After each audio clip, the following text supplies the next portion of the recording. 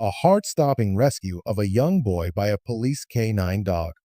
When a young boy is kidnapped by a dangerous criminal syndicate, hope seems lost. But Maximus, a retired police canine dog, and his handler, Officer Quinn, are determined to find him. As they follow a trail through a web of deception and danger, Maximus's extraordinary instincts uncover chilling secrets. With time running out, the pair must confront ruthless enemies in a fight for survival. Will Maximus and Quinn rescue the boy before it's too late, or will the Syndicate's dark plan succeed? Maximus had been a force on the streets. His work as a police canine had earned him the respect of every officer who worked with him. He was strong, swift, and intelligent, qualities that made him one of the best. Officer Quinn had been his handler for years, a partner in every case they solved together. They were a team, but now Maximus was retired. The streets were no longer his battleground. Maximus lived with Officer Quinn in a small house near the edge of town. Quinn had transitioned into a new role, managing a local therapy center for children who had been through difficult and traumatic experiences. The transition hadn't been easy for either of them. Maximus missed the thrill of the chase, but the quiet life was starting to grow on him. Quinn, on the other hand, had his hands full with his new responsibilities. He worked long hours, and the therapy center was always buzzing with kids who needed help. But Maximus still had purpose. He'd been retrained as a therapy dog, using his calming presence to help kids who were struggling to trust and heal. It was a late afternoon when Charlie first arrived at the center. He was no older than 12, with eyes that seemed distant and sad, as though the weight of the world rested on his shoulders. He didn't speak much, and he barely made eye contact with anyone. Quinn noticed the boy's withdrawn nature immediately, and when Maximus padded over to him, Charlie flinched. It was the kind of reaction Quinn had seen before from children who had been through unimaginable pain. Maximus, however, didn't retreat. He sat down next to Charlie, his warm brown eyes soft but watchful. Over the next few weeks, Quinn saw something changing in Charlie. The boy started attending therapy sessions regularly. Maximus always stayed close, lying at Charlie's feet, offering the silent support the boy needed. There were no words exchanged, but Charlie's hand would occasionally rest on Maximus's back, and it was clear that the dog's presence was a comfort. Slowly, Charlie began to open up. He still struggled to trust others, but with Maximus by his side, the process seemed less overwhelming. The two formed a bond, as natural as it was powerful. Maximus had become more than a dog to Charlie. He was his protector, his safe space. One afternoon, as the sun dipped below the horizon, Quinn received an unexpected call. The voice on the other end was calm, almost too calm.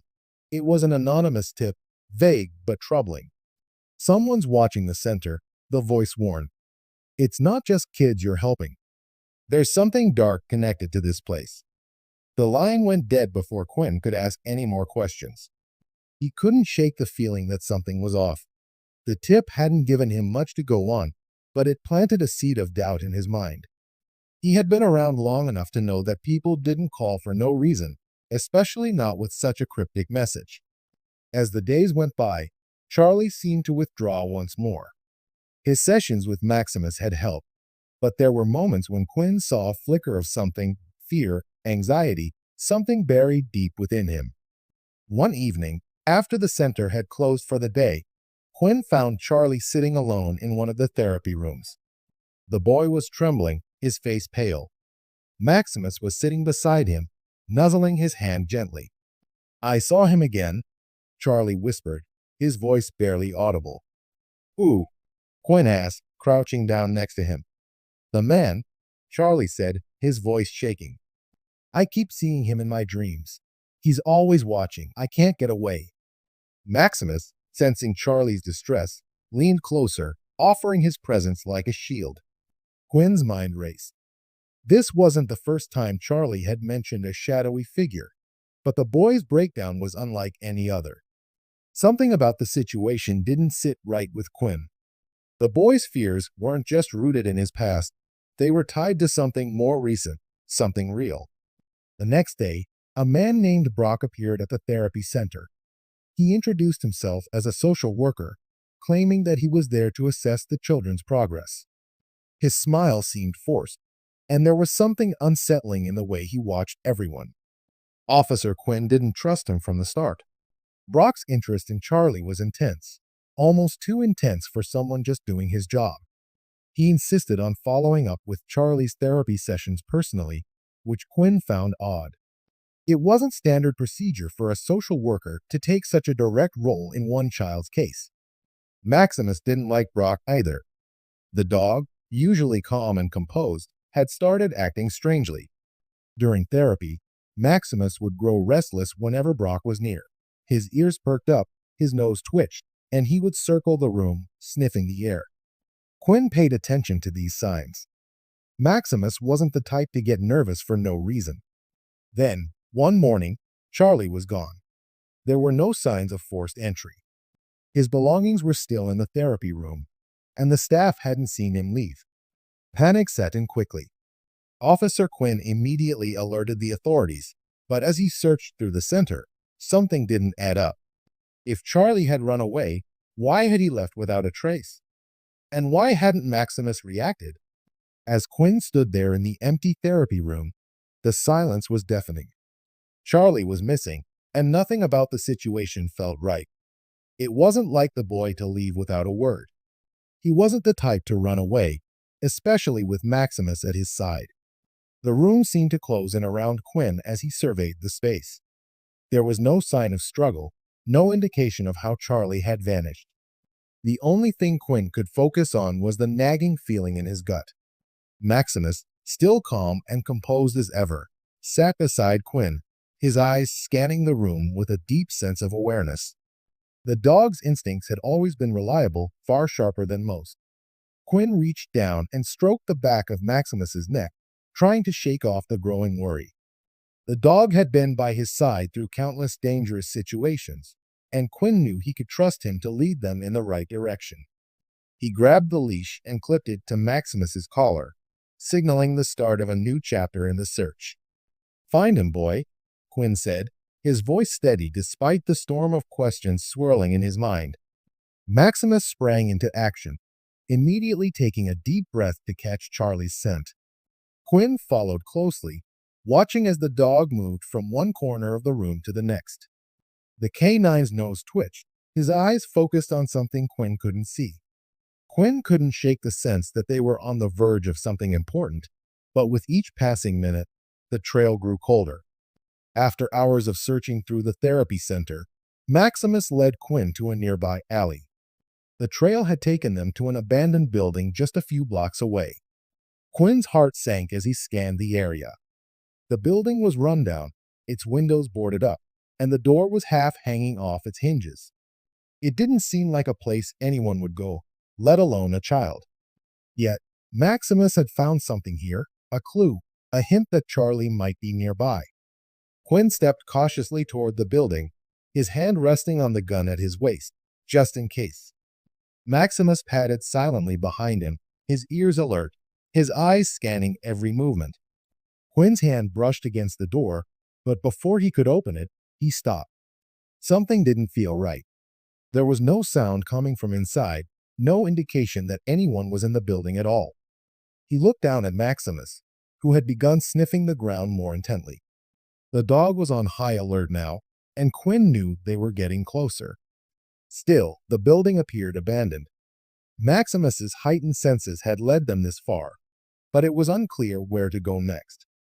"Nothing here," Quinn muttered under his breath, frustrated.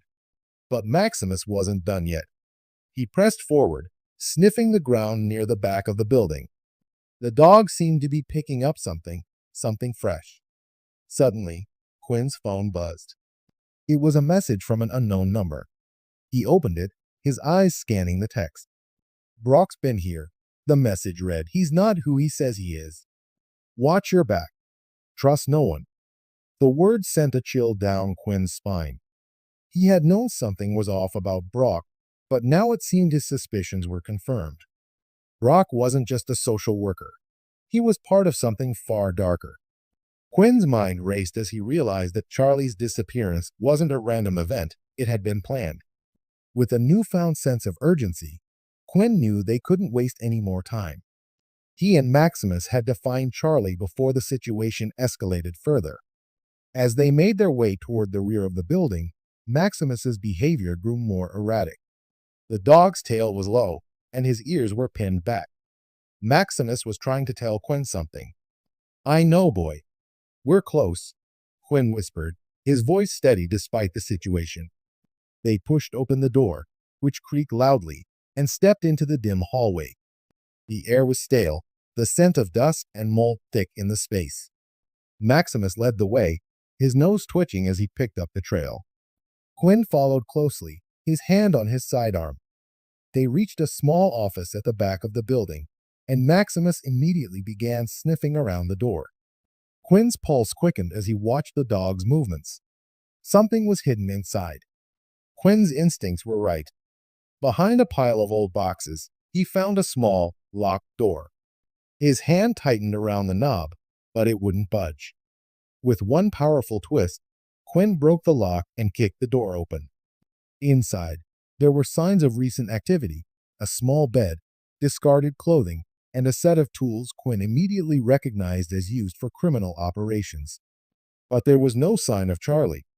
Just as Quinn was about to search further, a familiar voice interrupted him. "Looking for something?" Brock's voice came from behind him. Quinn turned, his hand gripping his gun. Brock stood in the doorway, a smirk on his face. His calm demeanor only intensified Quinn's anger. "Where's Charlie?" Quinn demanded. Brock took a step forward, his eyes cold. "Charlie's gone. He was always meant to be, and now he's being sold off." His fate was sealed the moment he walked into that therapy center. The words hit Quinn like a slap in the face. Brock wasn't just involved in Charlie's disappearance, he had orchestrated it. "You're part of a criminal syndicate," Quinn said, realizing the full extent of the danger. Brock laughed, a bitter sound. "It's much bigger than you think, Quinn. And you're in the way." Maximus growled, stepping in front of Quinn. The dog was ready for action, but Quinn knew they had to be careful. This wasn't just a confrontation, it was a dangerous game. Brock took another step forward, his smile fading. "You should have stayed out of this. Now, you'll regret it." Quinn's eyes locked on Brock. Every word from the man made his blood boil, but he couldn't let his emotions cloud his judgment. Maximus was alert, muscles tense and ready, and Quinn could feel the dog's presence as a constant reminder of the trust they shared. But Quinn couldn't act recklessly. They were both in enemy territory, and the odds were stacked against them. Brock moved his hand toward his waist, pulling out a gun. "This ends here, Quinn. No one is walking out of this one." The weapon glinted under the dim lights of the compound. Maximus's growl deepened, the low rumble of his warning filling the silence. Quinn didn't have time to wait. The moment Brock made his move, Quinn was going to take it. He just needed to make sure he had the upper hand. "Put the gun down, Brock," Quinn said, his voice steady but firm. Brock chuckled darkly. "You think I'm going to listen to you? You're already in too deep. It's over." As if to punctuate his words, Brock aimed the gun at Quinn. Time seemed to slow. Quinn's fingers twitched, reaching for his own sidearm. Maximus, sensing the danger, surged forward. The dog lunged, knocking Brock's arm to the side, and the bullet went wide. The next instant, Maximus was on Brock, teeth bared. "Maximus!" Quinn shouted as he rushed forward to help. Brock, thrown off balance by the dog's force, managed to push Maximus away. But the canine was relentless. Maximus wasn't just trained to fight. He was fighting for Quinn, fighting for Charlie, fighting for everything they had left to protect.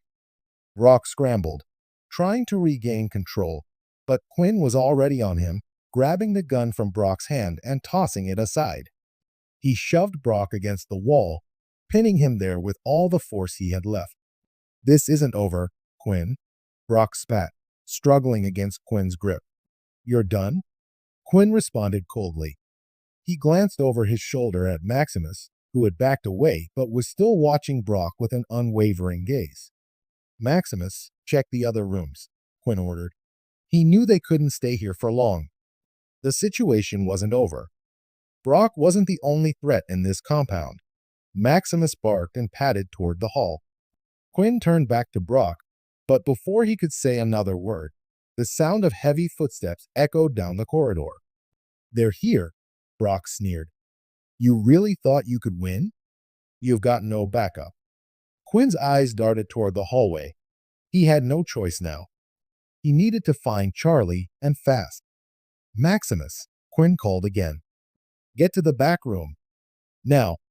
Maximus's ears perked up, and the dog took off, disappearing into the hall with a purpose. Quinn grabbed Brock by the collar and slammed him against the wall one last time. "You're done," Quinn repeated, this time with finality. He let go of Brock and moved toward the back of the compound, his mind focused solely on Charlie's location. Maximus's barking echoed from behind a closed door at the far end. Quinn's pulse quickened. He reached the door, his hand gripping the handle. He turned it quickly, bursting into the small room. There, sitting against the far wall, was Charlie. His face was streaked with dirt and fear, but he was alive. "Charlie," Quinn said, rushing toward the boy. Charlie looked up, his eyes wide with disbelief. You found me?" "We found you," Quinn reassured him, kneeling beside him. Maximus, who had already circled the room, stepped closer, nudging Charlie's hand with his nose. Charlie's hand shook as he reached out to pet Maximus. A small smile tugged at his lips. It wasn't much, but it was enough. "You're safe now," Quinn said softly, placing a hand on Charlie's shoulder. Charlie nodded but didn't speak. His lips were trembling, but he stayed strong. Quinn could see how much the boy had been through. He'd held his fear in for so long, but now, in the presence of Quinn and Maximus, he was beginning to let go. Maximus sat beside Charlie, his tail wagging gently. The dog had always known what to do, how to comfort, how to calm. Quinn looked at the dog and then back at Charlie. There was nothing more they could do right now but get out of here alive. Suddenly, the sound of distant sirens grew louder. Police backup was closing in. "We need to move," Quinn urged, helping Charlie to his feet.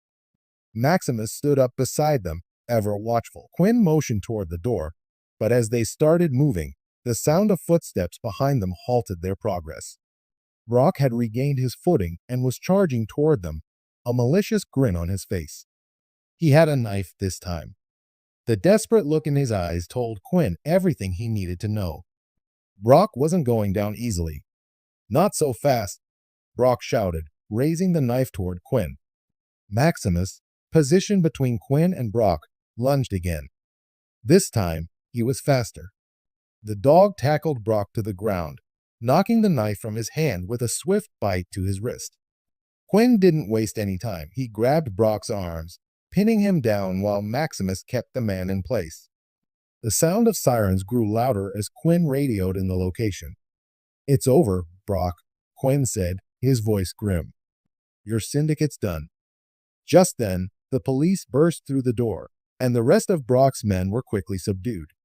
Quinn and Maximus had won. The remaining criminals were handcuffed and escorted out of the compound, leaving Brock behind. The police would take care of him. Quinn looked down at Charlie, who was now standing beside him, looking more at ease. His ordeal was over. As they left the compound together, Quinn glanced at Maximus. The dog had done what he always did, protected. Charlie was safe, and justice had been served. But Quinn knew this was their final mission together. Maximus, though injured and weary, was still standing tall. His legacy was already sealed. He had saved lives, fought through impossible odds, and was a hero. Quinn looked at Charlie one last time.